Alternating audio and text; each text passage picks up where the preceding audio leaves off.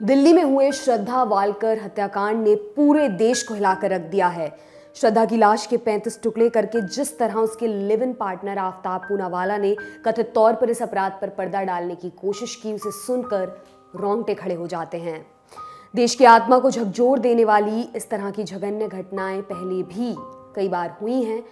आज हम उन्हीं घटनाओं के बारे में आपको बताएंगे।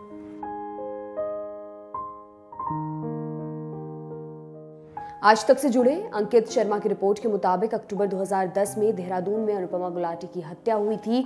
जब हत्या का खुलासा हुआ तो शांत मानी जाने वाली दून घाटी के लोग हिल गए। हत्या अनुपमा के पति राजेश गुलाटी ने ही की थी।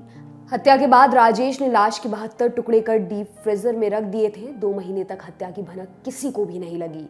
दिसंबर महीने में जब अनुपमा का भाई दिल्ली से देहरादून पहुंचा तो ये घटना सबके सामने आ सकी। देहरादून पुलिस ने मामले की जांच के बाद 2011 में चार्जशीट फाइल की थी। आरोप पत्र में बताया गया था कि राजेश और अनुपमा के बीच अक्सर झगड़े होते थे। हत्या के दिन भी झगड़ा हुआ था। झगड़े के दौरान ही बेड के कोने पर अनुपमा का सिर लग गया था। इसके बाद राजेश ने अनुपमा के मुंह पर तकिया रखकर हत्या कर दी थी। किसी को पता न चले इसके लिए राजेश ने एक डीप फ्रीजर खरीदा और अनुपमा की बॉडी को उसमें रख दिया। फिर स्टोन कटर मशीन से बॉडी के टुकड़े करने लगा और धीरे धीरे मसूरी के जंगलों में उन्हें फेंकने लगा। रिपोर्ट के मुताबिक साल 2017 में देहरादून कोर्ट ने इस घटना को जघन्य अपराध की श्रेणी में रखते हुए राजेश को उम्र कैद की सजा सुनाई थी। साथ ही 15 लाख का जुर्माना भी लगाया था। राजेश ने फैसले के खिलाफ अपील भी की, लेकिन नैनीताल हाई कोर्ट ने उसे जमानत नहीं दी। अनुपमा दिल्ली की रहने वाली थी। साल 1999 में राजेश ने लव मैरिज की थी। राजेश एक सॉफ्टवेयर इंजीनियर था। देहरादून के प्रकाश नगर में दोनों अपने बच्चों के साथ रहते थे। साल 2000 में अमेरिका भी गए। 6 साल बाद वापस आने के बाद देहरादून में बस गए। अनुपमा की हत्या के वक्त उनके दोनों बच्चे सिर्फ 4 साल के थे। नैना साहनी और सुशील शर्मा दोनों यूथ कांग्रेस के मेंबर थे। दोनों दिल्ली के ही थे और प्यार होने के बाद साथ में रहने लगे थे। कुछ समय के बाद दोनों के बीच संबंध बिगड़ गए। तब ये बात सामने आई थी कि नैना के अपने बचपन के दोस्त मतलूब करीम के साथ संबंध बन गए थे। दोनों के बीच संबंध का शक सुशील को पहले ही हो गया था। 2 जुलाई 1995 की शाम सुशील जब घर पर लौटा तो नैना फोन पर मतलूब से ही बात कर रही थी। उस समय सुशील ने अपनी दराज से पिस्टल निकाल 3 गोलियां दाग दी। हत्या के बाद सुशील ने नैना की लाश को ठिकाने लगाने का सोचा। उसने उसी बेडशीट में नैना की लाश को लपेटा जिस पर वो खून से लथपथ पड़ी थी।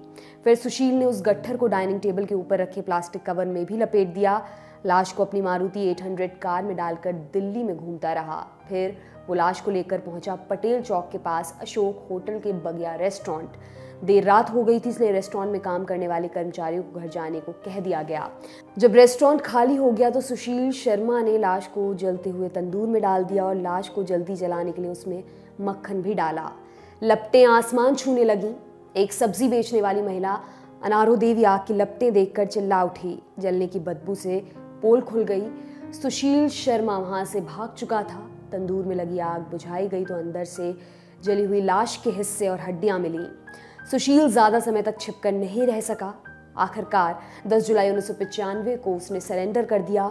सुप्रीम कोर्ट ने उसे उम्र कैद की सजा सुनाई थी।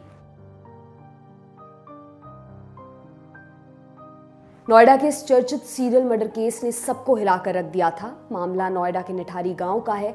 आज तक की रिपोर्ट के मुताबिक बिजनेसमैन मुनिंदर सिंह पंडेन ने एक युवती को नौकरी दिलाने के बहाने बुलाया था, लेकिन युवती वापस नहीं लौटी।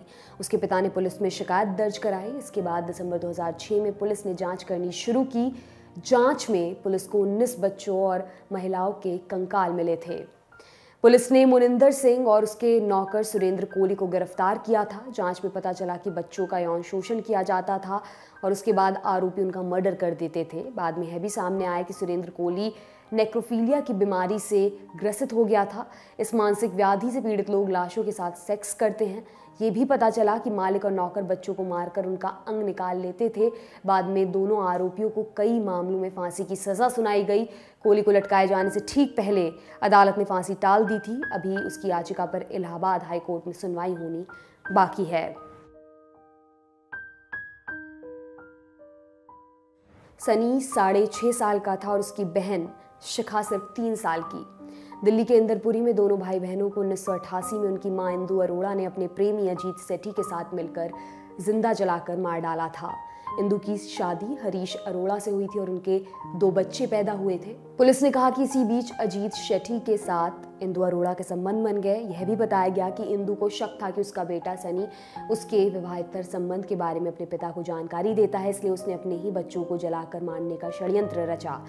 उस दौर में इस हत्याकांड से पूरे देश में जुगुप्सा और भय फैल गया। पुलिस जब इंदु अरोड़ा को अदालत में पेश करने ले जाती थी तो उसके रास्ते में दोनों तरफ महिलाएं खड़ी होकर उसके खिलाफ नारे लगाती थीं और कई बार उसके साथ मारपीट की कोशिश भी हुई। मीडिया में इंदु अरोड़ा की लानत मलामत आए दिन होती थी। मुख्य अभियुक्त अजीत सेठी को अदालत ने उम्र कैद में भेजा, लेकिन इंदु अरोड़ा को बरी कर दिया गया। सेठी ने 20 साल जेल में बिताए। दिल्ली सरकार ने सुप्रीम कोर्ट में उसे फांसी देने की अपील की, लेकिन 2010 में अदालत ने कह दिया कि सेठी पहले से ही 20 बरस जेल में बिता चुका है, इसलिए अब उसे फांसी की सजा नहीं दी जा सकती। आपके लिए तमाम जानकारी लेकर आए हैं हमारे साथी साकेत। मेरा नाम दिव्यांशी है। देखते रहिए दी लल्लन टॉप। शुक्रिया।